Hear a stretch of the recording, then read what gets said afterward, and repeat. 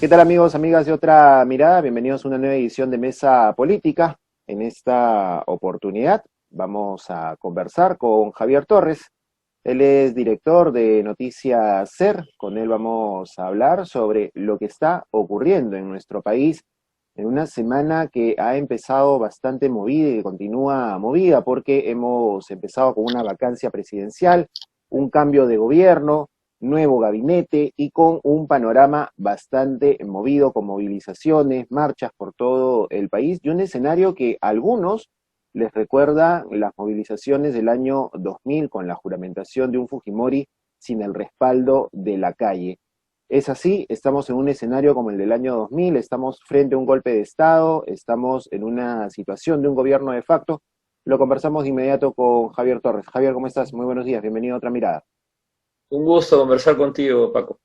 ¿Qué tal? Estamos, en primer lugar, estamos en un escenario como el del año 2000, cuando Fujimori estaba juramentando en esta tercera reelección. Estamos, como han señalado algunos, frente a un golpe de Estado, estamos frente a un acto legal, pero ilegítimo. ¿Cómo analizas tú esta situación? Yo diría que estamos peor que el año 2000, porque el año 2000 había un gobierno que decidió quedarse. Ahora no hay gobierno en el Perú.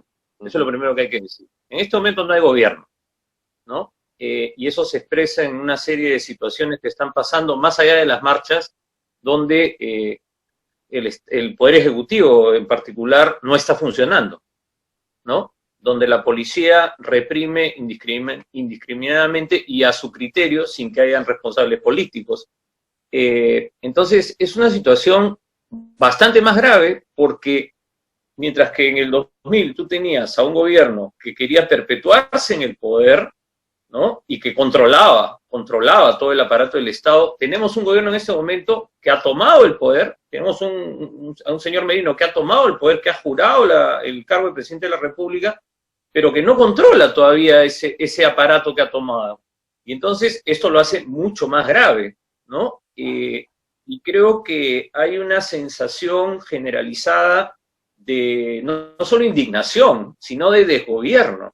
Y Ujú. ese vacío es peligrosísimo, pues en un momento en que estamos con la pandemia, la crisis sanitaria, la crisis económica, la desesperación de mucha gente por tener trabajo, lo que ha hecho el Congreso de la República al vacar al presidente Vizcarra es de una irresponsabilidad tremenda. Y tenemos un presidente jurado, como se dice, un juramentado, ¿no? Que no tiene todavía ni siquiera el reconocimiento de la comunidad internacional, ¿no? Entonces es sumamente grave y se ve además en las declaraciones de las diferentes bancadas que respaldaron la vacancia, ¿no? Que ni siquiera esa coalición que se armó para vacar al presidente no parece ser la misma que la que va a asumir pues el gobierno, que está tratando de asumir el gobierno con Álvaro Flores Arauz a la cabeza, ¿no es cierto? Los vacadores, algunos ya empiezan a desmarcarse, algunos empiezan a decir, francamente, da risa ya, lamentablemente, que algunos empiecen a decir que no le van a dar la confianza a Flores Arauz. ¿Qué creían? ¿A quién creían que iba a nombrar Merino? ¿No? ¿De primer ministro a Marco Arana? No, sin duda. Entonces, mira, Paco, yo estoy muy preocupado porque es una situación, no voy a decir que estamos entrando a la anarquía, Ujú. pero es una situación en la cual este gobierno puede ni siquiera convertirse en tal y caer. Y tendría que asumir el vicepresidente del Congreso, ¿no? Entonces, podemos entrar a una bola de nieve muy grave, como digo, por la irresponsabilidad de los 105 congresistas que votaron para vacar al presidente Vizcarra y que no han asumido las consecuencias de su decisión. Eso me parece gravísimo, ¿no? Y por eso es que las calles están pues totalmente movilizadas. Y todo el país, o sea, no solamente en Ujú. Lima, sino en todo el país hay movilizaciones. Ahora, hay una serie de actores, ¿no es cierto?, que han tenido un papel en este juego que se ha dado durante esta semana que en un principio dijeron no vamos a respaldar la vacancia, luego dejaron en libertad a sus congresistas, y hablo específicamente del caso de César Acuña, por ejemplo, ¿no? Dijo, no vamos a apoyar la vacancia, y luego dijo, vamos a dejar en libertad a nuestros congresistas para que voten de acuerdo a su conciencia, y estos fueron los que finalmente inclinaron la balanza, y ahora mantienen un silencio bastante extraño con respecto a esta situación. ¿Cuál crees tú que sea el papel de estos líderes políticos en medio, ¿no es cierto?, de una competencia electoral en donde guardan un silencio bastante convenido, digámoslo de alguna forma? Bueno, un apunte sobre Acuña antes de entrar a por qué o qué posición va a tomar. Cuando los empleados de Acuña hablan, hay que tomar nota. Y la señora Beatriz Merino, que es una empleada de César Acuña, dijo, incluso antes, cuando todavía decían que no iban a vacar al presidente, dijo que el presidente Vizcarra no garantizaba la neutralidad y la realización de elecciones adecuadas, algo así. Entonces, creo que muchos no pescaron ese mensaje, pensaban que era Beatriz Merino hablando, pero estaba hablando a través de su jefe. Y mira, ahí yo creo que César Acuña hizo un cálculo electoral, igual que Keiko Fujimori. ¿Por qué? Me explico. César Acuña y Keiko Fujimori, los dos, no van a pescar votos entre quienes simpatizan con Martín Vizcarra. Ese es un coto cerrado para ellos. Ahí no están sus votantes. Entonces ellos han pensado están peleándose por ese 20% o 30% de gente que no simpatizaba con el gobierno, o con Vizcarra, o que no le da la aprobación, o que estaba molesta con Vizcarra. Entonces ellos han hecho un cálculo electoral, meramente electoral, ¿no? Y por eso es que además es doblemente irresponsable, porque básicamente han sido los votos de Acuña, pero también los de Keiko, que acá no se libra de responsabilidad, los que han terminado inclinando la balanza. La vez pasada ellos votaron justamente, Keiko Fujimori hablaba de que había que mantener la gobernabilidad. Mira cómo cambió el discurso de Dítel Columbus, que es otro empleado, pues, ¿no?, de la señora Fujimori en este caso. Entonces, yo creo que ese fue el cálculo. Ahora, creo que no midieron la reacción ciudadana. Yo creo que en general nadie midió la reacción de la ciudadanía. Y ahí eso te demuestra que esto pues es una aventura absolutamente absurda, en la que nos ha metido, en la que se embarcaron todos estos políticos, porque más allá de que la gente simpatice o no con el presidente Vizcarra, que ya no ese es el tema, ¿no? La gente no está marchando porque simpatiza con Vizcarra, porque quiere volverlo a la presidencia. Me parece que el malestar acumulado de la ciudadanía, estamos en pandemia 9 meses. O sea, toda esa carga que tenemos los peruanos y las peruanas tenía que estallar por algún lado. Bueno, ellos han prendido el fósforo y ahora no saben cómo manejar la situación. Mira lo que está pasando en el Congreso, ¿no? Unos dicen pena de muerte, ¿no? José Vega dice, ya tiene que aprobarse la pena de muerte, están reclamando la liberación de Antauro. Podemos y compañía tratan de sacar el tema de la reforma universitaria, el presidente de la Comisión de Somos Perú dice no, Acción Popular se desmarca de Merino. O sea, tú te das cuenta que acá lo que ha habido el objetivo era tumbémonos a Vizcarra por diferentes razones.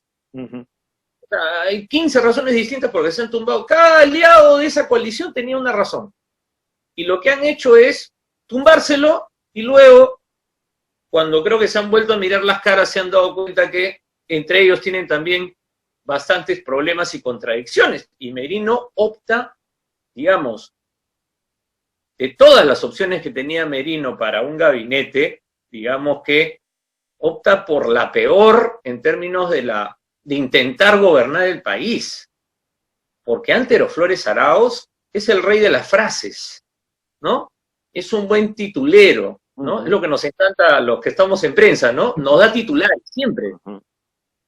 Y el que da titulares distrae. Para eso lo han puesto, para distraernos. Con su estilo, ¿no? Criollo, como siempre ha sido Antero Flores Arauz, ¿no? Pero Antero Flores Arauz va a poder liderar, gobernar, y además con la gente que ha convocado, me parece que no es viable lo que está pasando. Incluso más de una bancada, no solo el Frente Amplio, sino otras también quizás puedan decir, no le damos la confianza. ¿Y qué va a pasar ahí? Vamos a entrar a un trompo de nuevo. O sea, y va a ser una persona, y es una persona que también termina teniendo un discurso incendiario, ¿no? Y que va a chocar con la gente que está en la calle ahorita. Obviamente, imagínate que el primer ministro, o sea, todos hemos visto la violencia policial y sale a decir, yo no he visto violencia. Y sale a enmendarle la plana a los medios a decirles, señores, no transmitan las manifestaciones. Se lo dijo a la periodista de Canal N, ¿no? Y luego el clásico enredo en sus declaraciones sobre Telesub, ¿no? Y entonces él dice que sí, pero no. Es el Antero Flores Arauz que está en la política peruana hace 30 años y que, digamos, los que ya somos más recorridos lo conocemos bien, ¿no? Pero su capacidad de gestión, ¿quién recuerda qué hizo en el Ministerio de Defensa Antero Flores Arauz, además de defender a los militares que violaron derechos humanos en la época de los 80 y 90, no dando información? Y luego en la OEA, como ha recordado Gloria Cano, una conversación con ella en la Mula, y Gloria Cano decía, me hizo acordar, ¿no? Antero Flores Arauz se vanagloriaba de que había ido a ser embajador de Perú ante la OEA para impedir que avanzaran los casos de derechos humanos. Y podemos seguir con sus declaraciones racistas, machistas. Yo recuerdo bien que en la campaña pasada tuvo un par de comentarios bastante machistas en relación a Verónica Mendoza también. O sea, ¿ese señor va a poder liderar algo? Yo lo dudo. Complicado, sinceramente, ¿no? Lo dudo. Es una situación sumamente complicada y como digo, nos han metido en una crisis de difícil salida, porque tú no tienes vicepresidentes, ¿no? En el Congreso tienes un conjunto de congresistas que han perdido su legitimidad ante la ciudadanía al generar esta crisis. Entonces, la salida de la crisis es muy complicada, muy compleja. Yo te juro que uno piensa y dice, bueno, se podría elegir a un congresista, pero ¿quién?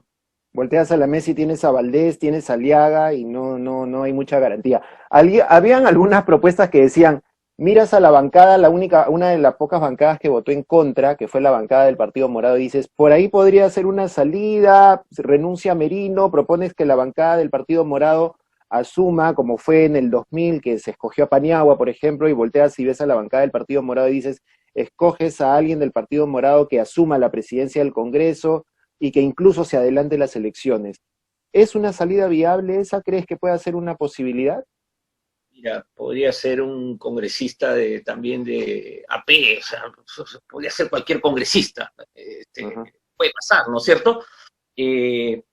Para que Paniagua fuera presidente del Congreso, otros tuvieron que decir, yo no voy a ser el presidente del Congreso. Esa historia la contó más de una vez Henry Pease antes de morir, ¿no? Carlos Ferrero quería ser presidente del Congreso porque sabía que el que asumía la presidencia del Congreso iba a la presidencia de la República, pero Carlos Ferrero tuvo que renunciar a eso que consideraba su derecho.